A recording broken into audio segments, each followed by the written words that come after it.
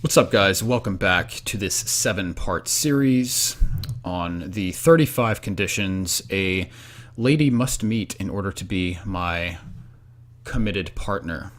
Again, guys, this is a combination of the subjective and the objective. All of these things are preferences for me, but through many of these points, there is some objective red pill knowledge that maybe you can learn something from or incorporate into your own list of red flags, green flags, preferences, things to consciously stay away from.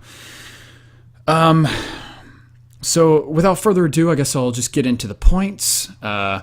These are 11 to 15. Number 11, independent but not career focused. Let me explain what I mean by that. I do want a woman, in the case that I am with a woman, to have her shit together, okay? Is able and willing to pay her own way on dates, especially at the beginning. Does not expect right off the bat to be treated like a complete and utter princess and to have all of her shit paid for. It's important that the money that I throw around is not an influencing factor on the grand scale on whether or not she is going to like me. I would prefer someone who likes me for who I am, not what I am, as a financial outlet that she exploits at her will. Okay. Now, having said that, the more committed and the more serious a relationship becomes, I do enjoy treating a lady like a lady. I can be very chivalrous. I can be very romantic and accommodating. And all things being equal, if, things are going well for me monetarily, which they are fairly well at this time and will be much better by the time I enter a long-term relationship, I do not mind, if I can afford it, I do not mind treating a lady like a lady and spoiling the shit out of her. I think that would be kind of fun. And there's just a time and a place for that. That in itself cannot be a deciding factor on whether or not she is going to be with me.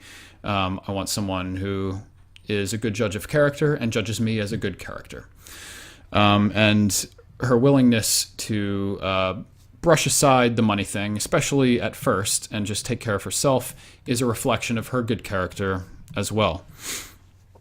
And remember, on that note, this is a matter of the woman, her entering my world, not me so much entering hers. She enters my world having her shit together, but me being a more dominant personality, her willingness to submit and, in many ways, and to kind of let me take the reins when it's appropriate. And that includes spoiling her. So, my future wife, very lucky lady, I can guarantee it.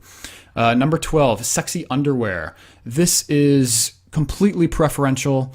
Not a requirement for everyone, but I like sexy underwear because I like when a woman feels sexy and expresses it in certain ways. Someone who is in touch with her femininity in that way. And it is a turn on for me when, we get to the bedroom and I pull her jeans off and she's not wearing granny panties. When she's wearing like a thong or maybe no panties at all. That works for me. Totally preference. Moving on. 13, trust. Lucky number 13. Trust, meaning believes in, supports, and inspires me to improve and to be the best person I can be. She trusts me with making certain decisions and can go along with that because she knows that if I am in a place where I'm confident and in control, then she will benefit from that, right? Now, this goes both ways. I return the favor. Whoever she is, I trust in her and believe in her and support and inspire her to be the best person that she can be. And whoever those two characters are will complement each other, not do battle with one another and butt heads, more often than not anyway. Now, 14 ties into 13 in a very intimate way. I would like, as a philosophical person, as a more dominant personality, and a more rational person than most females, and probably males for that matter, I want her to leave the big decisions to me. That is my realm of expertise. That is how I think. Big things, I'm very good at making transitions, major transitions in my life, moving to new places, making career switches, things like that. I'd like to remain in control of those things, again, as she is entering my world, not so much the other way around. She's converging with me and complementing me, not coming in and expecting a 50-50 negotiation on every big decision that we make. If you expect one person to not cede power to the other in a lot of these cases, then you will never agree on any big decision ever. Someone has to be in control. It's usually the man, and in my case, it will be the man. That being said, I need someone to complement those big decisions and micromanage those specific tasks that I am not good at. I am not a micromanager. I don't think on a specific level in most cases. So a complementary personality would be someone who lets me make the big decisions and is good at managing those micro tasks that slip my mind all the time, because I'm always thinking ahead, thinking intuitively, thinking about, foresight. I have foresight for the future, and I'm constantly looking for ways to improve my life, which of course will trickle down and benefit her. And she is just as likely able to benefit my life by making those little specific tasks her responsibility, and that will benefit me as well. Because I'm more than happy going to the store and shopping for groceries and buying the same shit all the time. Fucking turkey sandwich shit, apples, bananas, Pop-Tarts for breakfast when I'm just walking out of the door, eggs, for occasion.